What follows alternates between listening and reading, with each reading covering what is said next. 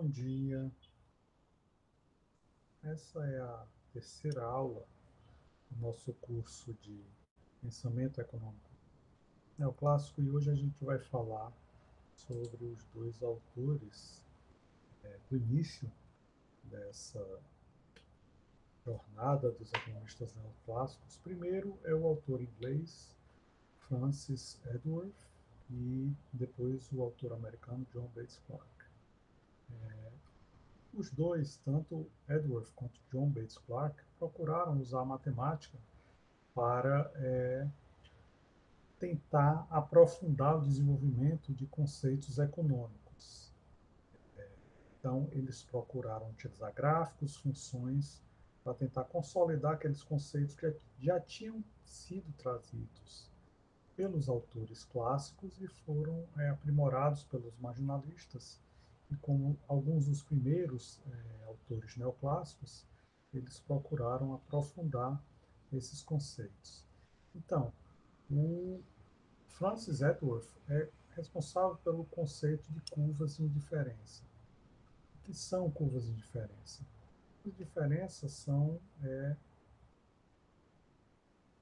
essas curvas aqui que mostram o desejo de um consumidor consumir produtos. As curvas de diferença, elas procuram mostrar que toda vez que o consumidor toma uma decisão de consumir essa quantidade de batatas, por exemplo, essa quantidade de carne, ele estará em cima do ponto A. Se ele diminui a quantidade de batatas e aumenta a quantidade de carne, então ele está em cima da mesma curva de diferença, indo para o ponto B ou para o ponto C. O que é que está acontecendo? Ele abre mão do consumo do bem para consumir mais de outro bem, portanto ele está em cima da mesma curva de indiferença. O que acontece se ele quiser consumir mais dos dois? Então ele acaba abandonando uma curva de diferença para ir para uma curva de diferença superior. E aí o Francis Edworth criou esse conceito de curvas de diferença e pôs num gráfico as várias curvas de diferença, criando o chamado mapa de indiferença, onde se mostra as infinitas possibilidades de consumos de dois bens, onde, dependendo da quantidade de consumo, a utilidade advinda de consumir esses bens podem aumentar ou diminuir. Então, a ideia é de quanto mais distante for essa cesta de bens da origem, significa que mais bem-estar o consumidor terá. Então, a curva de diferença 2 gera mais bem-estar para o consumidor do que qualquer ponto em cima da curva de diferença 1, e, por sua vez, também gera mais bem-estar do que qualquer ponto em cima da curva de diferença 0. Então, a ideia do consumidor é o quê? Aqui está a origem, ele quer consumir cestas de bens o mais distante possível da origem. E aí, a grande questão é, por que, que ele não consome um bem uma cesta de bens dentro do mapa de diferença que seja o mais distante possível da origem? A ideia básica é que o consumidor se depara com a restrição. Que restrição é essa? É a restrição orçamentária.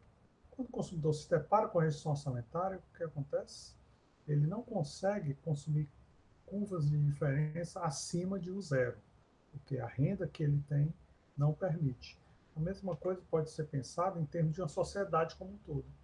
Nós temos uma sociedade como um todo e a produção em um determinado momento é limitado, é fixo, então significa que a gente tem que tentar distribuir essa produção entre todos os consumidores dessa sociedade. E aí, nesse momento, quando a gente faz essa distribuição, a gente tem basicamente duas opções. Ou os consumidores consomem menos do que o que está sendo produzido, o que faz ser possível que os dois consumidores aumentem o consumo ao mesmo tempo, ou quando tudo que está sendo produzido está sendo consumido, para um consumidor aumentar o consumo, necessariamente o outro tem que diminuir o consumo. Significa que só é possível os dois consumidores aumentarem o consumo ao mesmo tempo quando há desperdício, quando não há eficiência no processo de consumo. Então, o que a gente tem é, na sociedade, consumidores com rendas diferentes, consumidores com rendas diferentes irão maximizar sua utilidade, então cada consumidor vai ter a possibilidade de atingir uma utilidade diferente. Esse consumidor que tem essa restrição orçamentária, RO2, ele está aqui tendo essa renda, ele pode atingir a curva U2.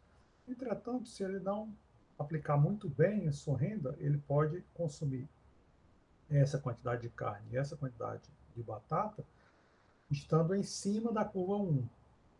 Se ele, com essa mesma renda, quiser consumir ainda mais carne e menos batata, ele vai para essa curva U0.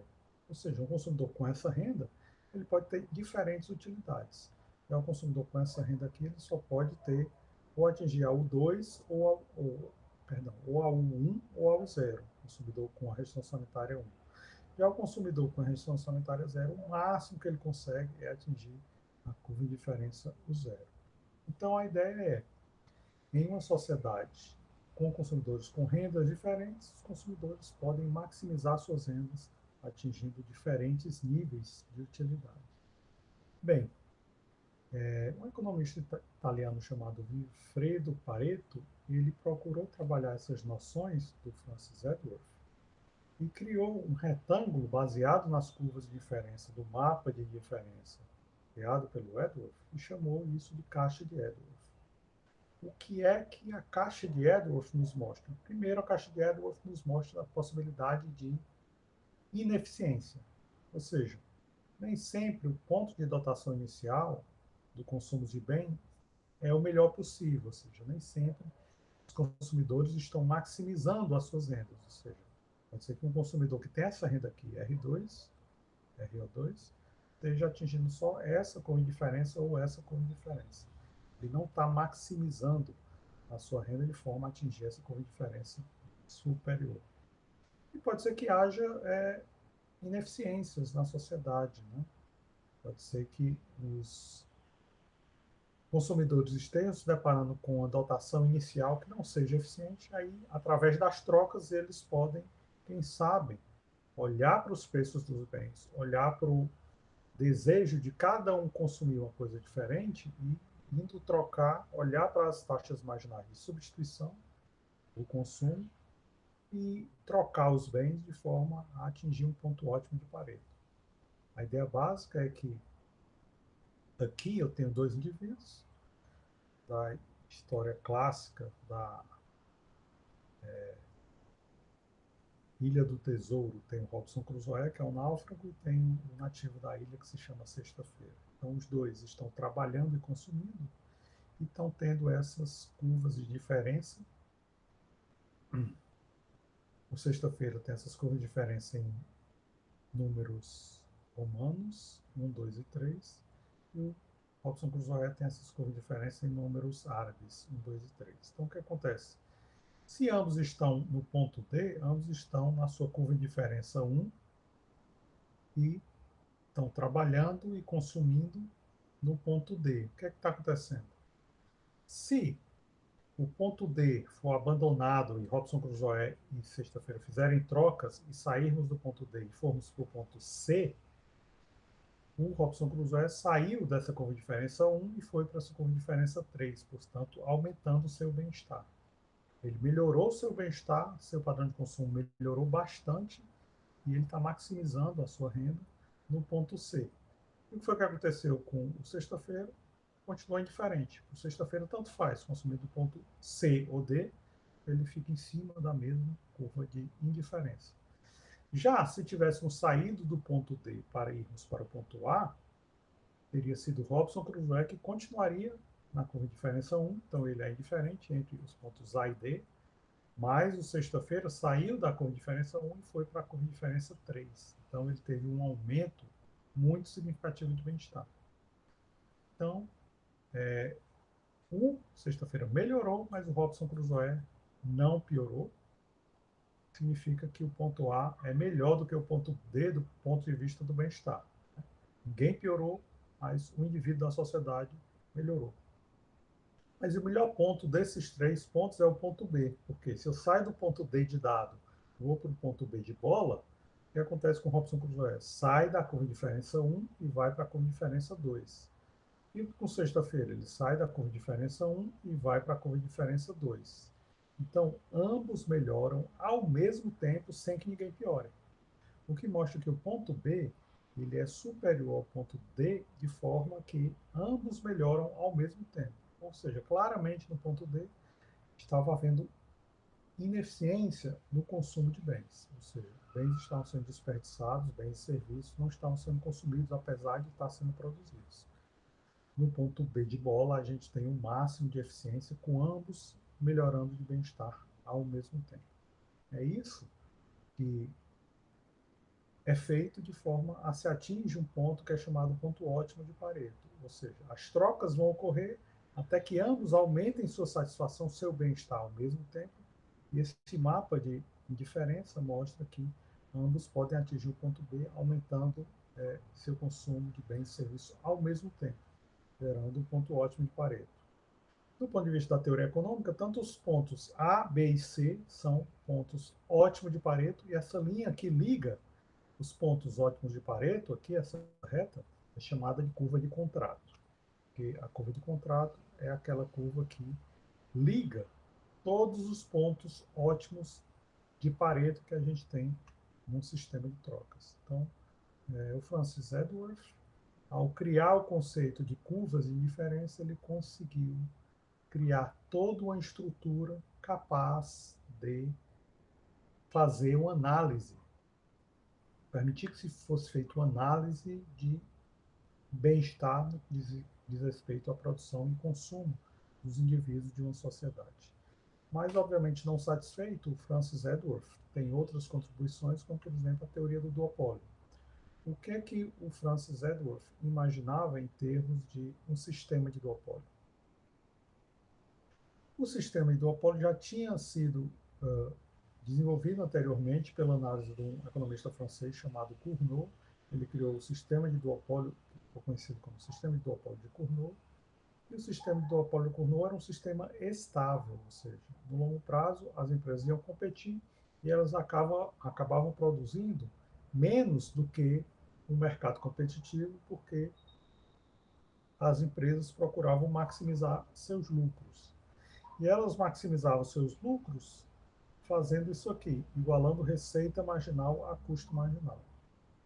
Em um sistema de concorrência perfeita, a receita marginal também é igual ao custo marginal, mas também é igual aos preços. Em qualquer sistema de estrutura de mercado, qualquer que seja ela, monopólio, oligopólio, duopólio, concorrência monopolística, a forma como as empresas maximizam o lucro é igualando receita marginal a custo marginal. A única mudança ocorre quando a gente tem um sistema de concorrência perfeita, que o preço também é igual a isso. Mas a ideia básica do modelo de Cournot é que as empresas nesse modelo maximizavam lucros sem que produzissem produtos para saciar a totalidade da demanda do mercado. Uma parte da demanda do mercado ficaria insatisfeita, não conseguiria consumir o produto porque o preço era muito mais elevado do que o preço de um sistema concorrencial, concorrência perfeita. Então, a ideia básica do Edworth era o seguinte: ele foi pensar num sistema de duopólio, onde de um lado eu tenho a quantidade produzida pelo duopolista 1, do outro lado a quantidade produzida pelo duopolista 2. Os dois começam praticando esse preço PX, e aí, quando o duopolista 2 pratica essa quantidade, ele vai ter uma receita equivalente ao preço PX multiplicado pela quantidade Q2, ou seja, todo esse quadrilátero aqui, esse retângulo, né, que vem aqui de cima até aqui embaixo, menos o custo. Se o custo for equivalente a PY, então o lucro dele vai ser esse quadrilátero menor. A receita total, todo esse quadrilátero, menos esse quadrilátero aqui embaixo, que é o custo, então nós teremos essa quantidade de lucro para esse duopolista. O duopolista 1, da mesma forma, receita total, custo, esse quadrilátero aqui embaixo. Então, o lucro vai ser isso aqui. A ideia do Edworth era o seguinte: para o Cournot, isso era estável. Os dois produtores iam praticar sempre o preço PX, produzindo a quantidade Q1 e Q2 e, portanto, tendo esse lucro. Para o Edworth, um dos duopolistas poderia pensar o seguinte: e se eu praticar um preço menor do que PX? Se eu praticar um preço aqui, nesse nível, um pouquinho menor do que PX, se eu praticar um preço menor do que PX, batendo aqui na curva de demanda, eu vou produzir uma quantidade um pouquinho maior do que Q1, e aqueles consumidores que não se dispunham a pagar PX, nem compravam de mim, nem compravam do meu concorrente. Mas agora eles vão comprar de mim, porque o meu preço é um pouco mais baixo. Com isso, meu concorrente vai perder mercado. E aí o meu lucro vai se modificar, vai se tornar esse quadrilátero aqui, assim, e o lucro do meu concorrente vai diminuir. A ideia básica do Edworth é que isso ia gerar uma reação pela parte do segundo duopolista, que também ia baixar os preços, e isso ia gerar uma guerra de preços. Ou seja, a ideia é que ambos os duopolistas iam reduzir seus preços, gerando uma guerra de preços, e essa guerra de preços não iria parar nem na primeira nem na segunda rodada, ia continuar indefinidamente até se chegar a esse preço aqui, PY, que é igual ao custo marginal. O que acontece em PY? PY, sendo igual ao custo marginal, nós teríamos um preço que era o mesmo preço praticado pelo sistema de concorrência perfeita. Se nós tivéssemos o mesmo preço praticado pelo sistema de concorrência perfeita, então o resultado do modelo de duopólio de Edworth é um resultado um tanto quanto pitoresco, o que significa que esse resultado faz com que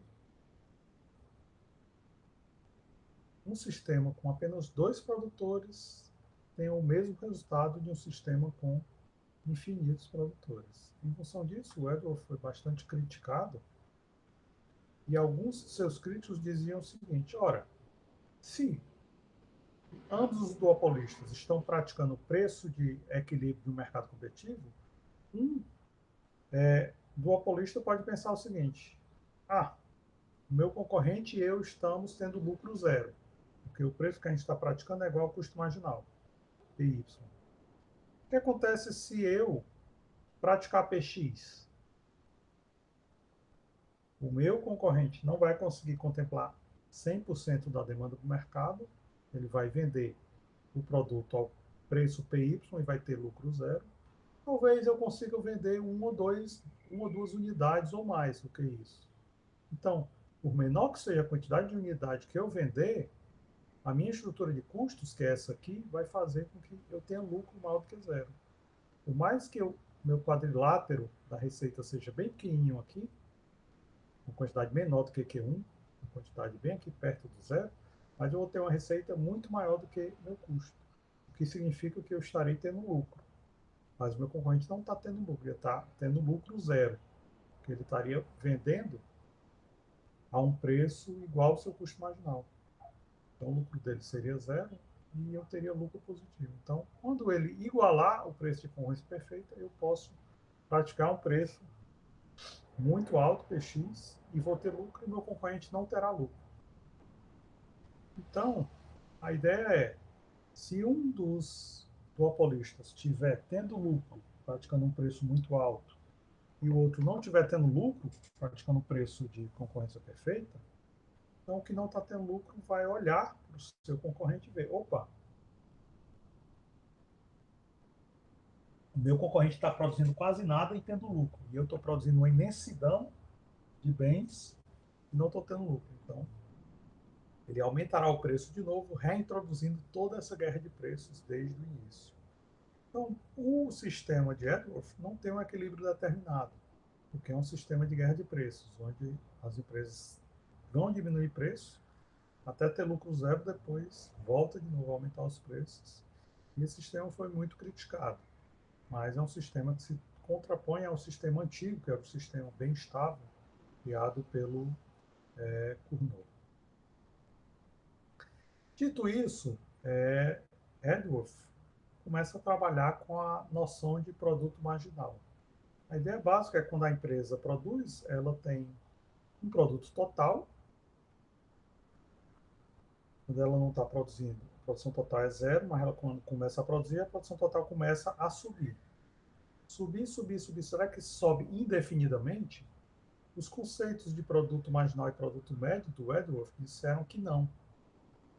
Se a gente pensar que em determinado momento o capital é fixo e só o trabalho que está variando, então a gente vai ter uma função de produção, que é a função de capital e trabalho, e com isso a gente vai ter um produto total, um produto médio e um produto marginal.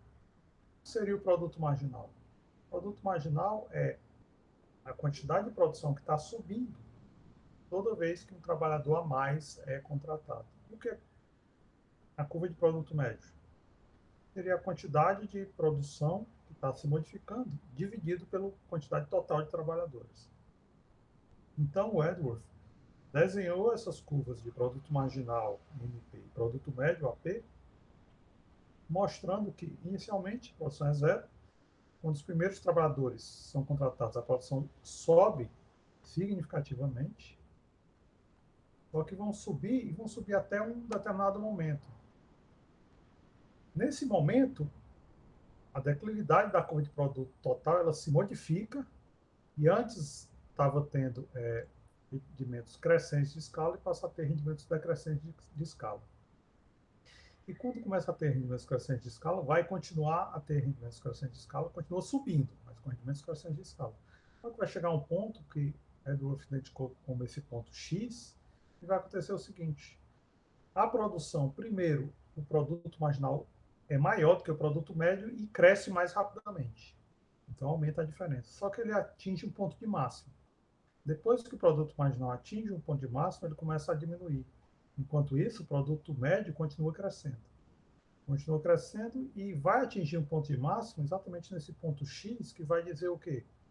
O ponto X é exatamente a quantidade de mão de obra que foi contratada e faz com que o produto marginal se iguale ao produto médio.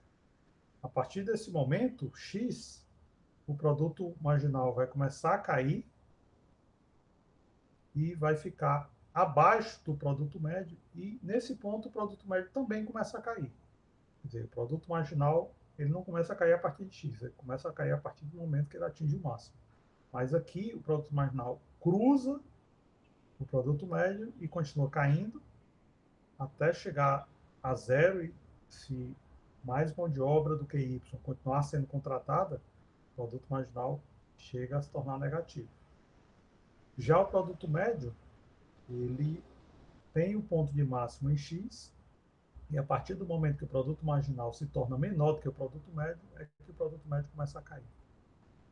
Então, isso significa o quê? Que Y é um ponto que vai mostrar que depois de a gente passar de X e a empresa continuar contratando trabalhadores, vai chegar a um ponto de Y, que vai ser o ponto de produção máximo. Esse ponto de produção máximo é exatamente o ponto onde o produto marginal se iguala a zero. Se a empresa continuar contratando trabalhadores, o produto total começa a se tornar negativo. Enquanto que o produto médio ainda é positivo, mas continua declinante, e o produto marginal também se torna negativo. Ou seja, não é que o produto total se torne negativo, desculpe, é que o produto total deixa de subir. No momento que o produto marginal se torna negativo, o produto total atinge o máximo e passa a decrescer. Então, essas são as noções que o Francis Edworth, de produto marginal, produto médio e produto total, desenvolveu, e a partir daí o seu colega do outro lado do Atlântico, John Bates Clark, ele desenhou uma função de produção utilizando todo esse trabalho do Francis Edworth de forma a criar conceito de rendimentos crescentes, constantes e decrescentes de escala. O que é isso? A ideia básica do John Bates Clark foi trabalhar com a noção de custos. Os custos começam muito altos quando a produção é baixa, depois a empresa começa a ter rendimentos crescentes de escala, que são chamados também de economias de escala, que é o quê?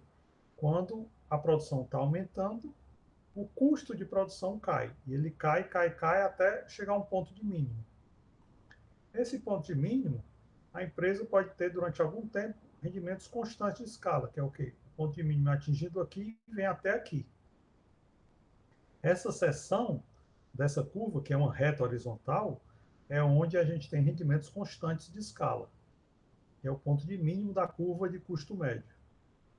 O que acontece quando a curva de custo médio começa a subir? Eu começo a ter deseconomias de escala, que são os chamados rendimentos decrescentes de escala. Então, a curva de custo médio ela tem três fases. A fase dos rendimentos crescentes de escala, que são a fase de economia de escala, tem a fase dos rendimentos constantes de escala, onde ela é horizontal, e tem a fase dos rendimentos decrescentes de escala, que é quando o custo sobe, que é quando a empresa tem deseconomia de escala. Vendo isso do ponto de vista do produto da empresa, o que, é que a gente tem? A gente tem basicamente o seguinte: inicialmente, eu não tenho nenhum trabalhador trabalhando nessa empresa, mas eu já comprei capital, então eu tenho esse custo que é o custo de capital. O custo de trabalhador é zero e o custo total da empresa é exatamente o custo de capital. Então, que aí eu começo a contratar trabalhadores. Quando eu contrato meu primeiro trabalhador, o que é que acontece? Eu tenho essa produção. Qual a diferença dessa produção para nenhum trabalhador? 50 menos zero dá 50. Eu chamo isso de produto marginal do trabalho. Conceito do Francis Edwards, produto marginal do trabalho, que ele está atingindo um ponto de máximo aqui. Tem o custo de capital, que é fixo, para qualquer nível de produção, o custo de capital é fixo. E aqui eu tenho o custo dos trabalhadores. Contratei um trabalhador, o salário é 10, então o custo dos trabalhadores é 10. O custo da empresa vai ser o custo do capital mais o custo do trabalho, 40. Quando eu contrato o segundo trabalhador, minha produção sobe para 90, 90 menos 50. O produto marginal do trabalho é 40. O custo de capital não muda, agora o custo do trabalho aumentou. Tenho dois trabalhadores, cada um ganha 10, então o custo total do trabalho é 20. Aqui, o custo total da empresa está variando de acordo com o custo de cada trabalhador que está sendo incorporado. Tem 30, que é o custo de capital que é fixo, só adicionando o custo de cada trabalhador adicional, aumenta o custo total da empresa. A única coisa que está variando de uma forma diferente, o salário também varia de uma forma constante, né? Cada trabalhador custa 10 para a empresa, então cada trabalhador a mais eu adiciono 10 no custo do trabalho. A única coisa que está mudando bastante é o quê? Cada trabalhador que está sendo contratado, ele está adicionando quantidades diferentes à empresa. Então, aqui, o que é que está acontecendo com o produto marginal do trabalho? 90 menos 50 é 40, que é menos do que 50 menos zero, que é 50. Quando o terceiro trabalhador é contratado, 120 menos 90, o produto marginal cai para 30. Quarto trabalhador, 140 menos 120, cai para 20. E o quinto trabalhador, de 150 para 140, o produto marginal do trabalho cai para 10. A questão é, se o preço do produto for 1, quanto a empresa deve produzir?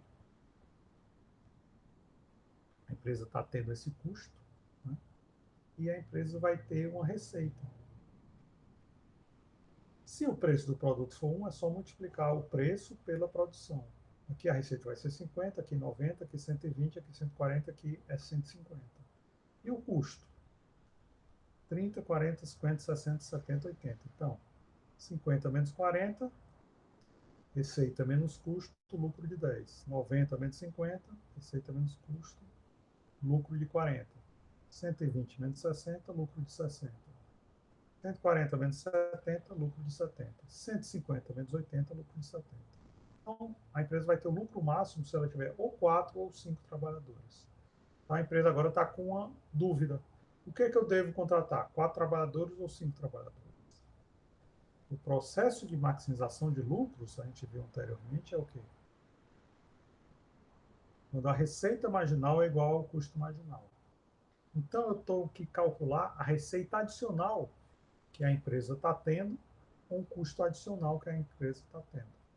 Qual é o custo adicional que a empresa tem ao contratar um trabalhador a mais? É o salário desse trabalhador a mais. Né? 10. Então, aqui sempre está variando de 10 em 10. Então, esse é o custo adicional. E aí eu tenho que calcular qual foi a receita adicional que ela teve. Aqui a receita adicional foi de 0 para 50, 50 é maior do que 10. Então, a empresa deve continuar contratando trabalhadores. 50 para 90, 40 é maior do que 10. Continua contratando. 120, 90 para 120, 30 é maior do que 10. Continua contratando. 140, 120 para 140, 20 é maior do que 10. Continua contratando. 140 para 150, 10. 10 é igual a 10. É aqui que eu paro de contratar. Então, a empresa contrata 5 trabalhadores. Embora o lucro seja igual, a regra de maximização de lucro me diz que eu tenho que contratar 5 trabalhadores e não 4 trabalhadores, que é assim que a empresa está maximizando o lucro, tendo 5 trabalhadores ao invés de 4. Muito bem. Da mesma forma que nós temos uma estrutura de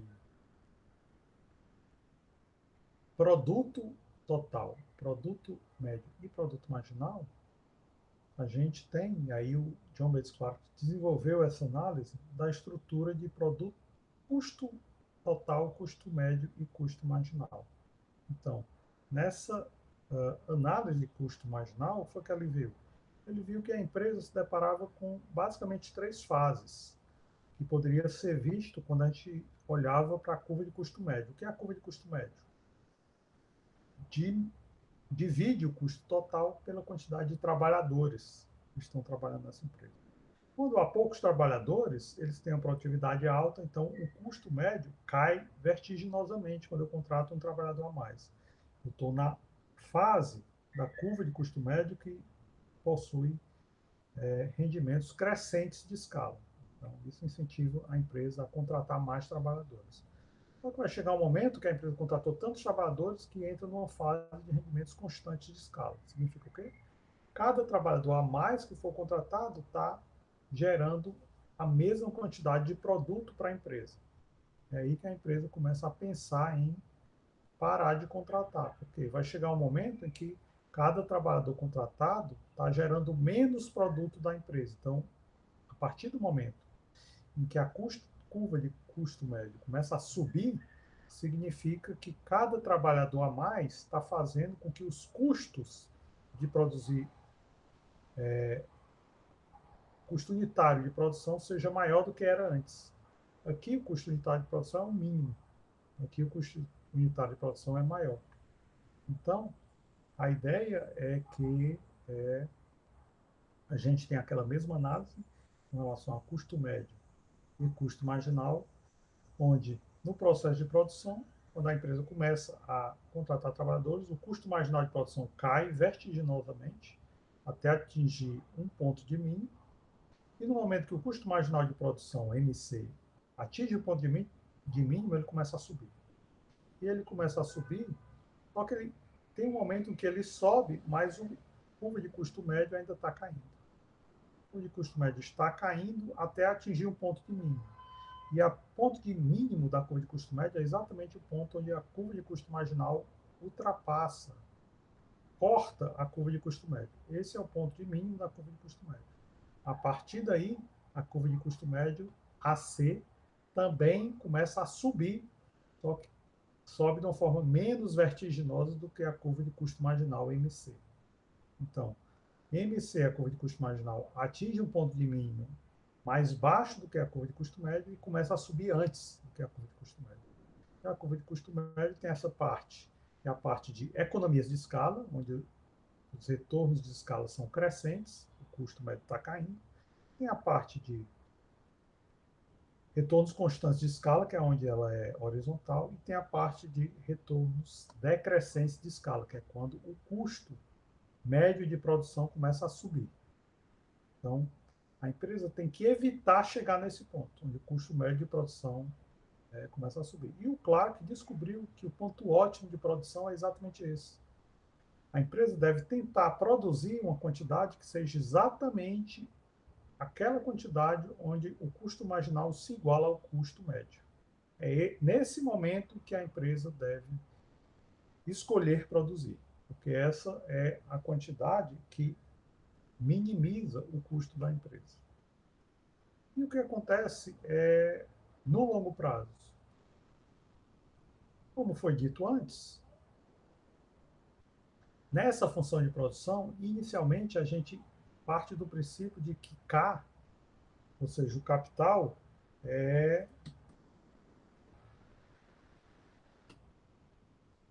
fixo. Sendo o capital fixo, a única forma de eu modificar a minha produção é aumentando a quantidade de trabalhadores. Mas isso só acontece no curto prazo. No longo prazo, o que é que eu tenho? No longo prazo, todos os insumos são variáveis. Então, no longo prazo, o capital também é variável. Eu posso construir quantas fábricas eu quiser, eu posso comprar quantas máquinas, quantos equipamentos eu quiser. Então, eu não vou variar apenas a quantidade de trabalhadores, eu vou conseguir, na minha empresa, variar também a quantidade de capital. E aí eu vou ter uma curva de custo médio de longo prazo, que também tem essa mesma característica, que é a curva de custo médio de curto prazo. Só que aqui essas pequenininhas são as infinitas curvas de custo médio de curto prazo que eu tenho. E essa grandona é a curva de custo médio de longo prazo. E a curva de custo médio de longo prazo também vai ter um ponto de mínimo. E também vai ser quando a curva de custo marginal de longo prazo cortar a curva de custo médio em seu ponto mínimo. Então, todas as curvas de custo médio de curto prazo estarão sendo envolvidas por essa curva de custo médio de longo prazo e a ideia é também que eu tenho uma quantidade ótima de produção, que é o quê? Exatamente no momento onde a curva de custo médio de longo prazo for mínima. E será no momento onde haverá uma curva de custo marginal de longo prazo que vai cortar a curva de custo médio de longo prazo em seu ponto mínimo. Então, essa é a ideia dos conceitos que John Bates Clark e Francis Edworth trouxeram para a teoria econômica, e esses que são dois dos economistas precursores da escola neoclássica trouxeram esses conceitos, trouxeram essas ideias, e a gente, a seguir com a próxima aula, que vai ser sobre Alfred Marshall, a gente vai continuar tratando desses conceitos, dessas ideias que Clark e Edworth trouxeram. E Marshall vai desenvolver ainda mais e refinar ainda mais. Bem, é isso então por hoje. A todos um bom proveito, aproveitem essa aula e até a nossa próxima aula. Então, tchau, até lá.